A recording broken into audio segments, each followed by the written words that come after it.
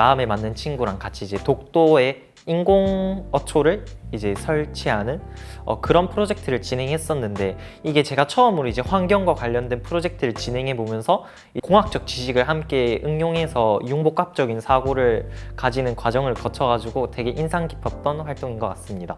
제 동아리 회장했던 것이 저한테는 가장 많이 크게 기억에 남을 것 같아요. 동아리 회장을 하면서 처음에는 인기가 없는 동아리였고 사실 다른 동아리로 오지 않겠냐라는 권유도 되게 많았었는데, 근데 어떻게 보니까 좀 더 해보고 싶다는 오기도 좀 들었고, 그래서 회장을 맡아서 정말 어떻게 보면은 동아리를 더 좋은 동아리로 만들고자 많은 노력들을 했습니다. 그 결과 맨 마지막에는 학교 전체 평가에서 우수 동아리도 선정이 되고, 이런 것들을 해보면서 내가 무언가를 실제로 도전했을 때 그것을 이뤄내는 경험이 굉장히 저한테 소중하다라는 걸 알게 해준 그런 소중한 경험이었던 것 같습니다. 선생님이나 아니면 공간이 구해지질 않아서 이제 고민을 하던 찰나에 제가 평소에 방송부 활동하는 걸 보시던 이제 선생님께서 저한테 먼저 영상 편집 동아리를 만들 생각이 없냐고 물어보셨고, 거기에 이제 저는 실험하는 영상을 찍겠다 해서 실험 영상을 만드는 동아리를 이제 직접 만들고 운영을 했던 경험이 있습니다. 밴드부라는 동아리에서 3년 동안 활동을 했어요. 밴드부에서는 1년 간격으로 축제를 준비하게 되는데요. 코로나 때문에 2학년하고 3학년 때에는 축제를 하지 못했어요. 그래서 1학년 때 딱 한 번 했던 공연이 계속 기억에 남습니다.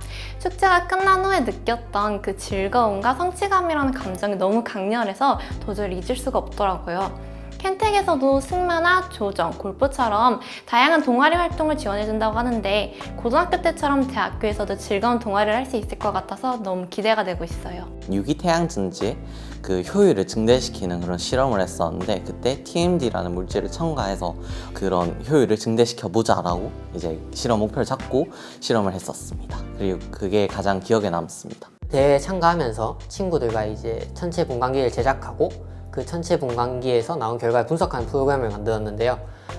물론 그 과정에서 이제 힘든 점도 있었고 팀원들과의 부사나 이런 여러 가지 다사다난 일들이 있었지만, 외국인 심사위원들과 온라인으로 질의응답을 통해서 발표도 재밌게 하고, 최종적으로 이제 작지만 어떠한 상을 받는 결과가 나왔기 때문에 되게 뜻깊었고, 인생에 한번 다시 찾아올까 말까 한 그런 소중한 기회였기 때문에 기억에 많이 남는 것 같습니다. 과학 테마 탐구 대회를 친구들과 함께 나가서 상을 받았던 기억이 가장 즐거웠던 것 같습니다. 왜냐하면 이 과정에서 팀 프로젝트의 묘미를 느낄 수 있었습니다. 친구들과 같이 한 가지 주제에 대해서 의견을 물리적 지식을 바탕으로 공유하고 의견 충돌을 하기도 하면서 하나의 완성된 결과물과 보고서를 내는 것이 이 팀 프로젝트의 묘미를 찾게 도와주었기 때문에 가장 기억에 남는 경험입니다.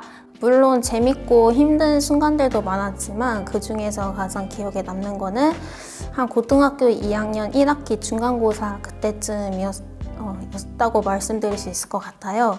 그때 한창 코로나19가 막 터지면서 학교 등교가 늦춰지는 상황이 다가왔고, 그러면서 집에 있는 시간이 많아지다 보니까 스스로 나태해져서 공부를 좀 많이 안 했던 것 같아요.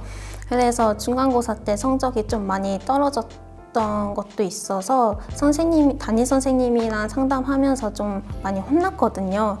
그래가지고 너무 속상하기도 하고 스스로 자책감이 들어서 울면서 집으로 가다가 든 생각이, 내가 꼭 달라져가지고 선생님께 보여드려야 되겠다라는 마음으로 되게 열심히 공부를 해서 여기까지 오게 된 것 같아요. 수업 시간 중에 이제 FIT 제도와 신재생에너지 발전량과의 상관관계를 분석을 한 경험이 있습니다. 이를 통해서 이전에는 기술 쪽으로만 관심을 가졌던 에너지 분야에서 제도적 측면이 어떻게 영향을 미치는지 관심을 가질 수 있게 되어서 기억에 남는 경험인 것 같습니다. 두 번째 활동 같은 경우에는 스터디를 3년간 진행해 왔는데요. 네이처라는 영문 잡지를 활용해서 이제 과학 논문을 분석을 하고 정리하는 그런 활동을 진행을 하였는데, 이제 연구 분야의 추세가 어떻게 되는지, 어떤 분야가 인기가 많은지를 파악할 수 있었던 활동이어서 이 부분도 의미 있는 활동으로 기억에 남는 것 같습니다.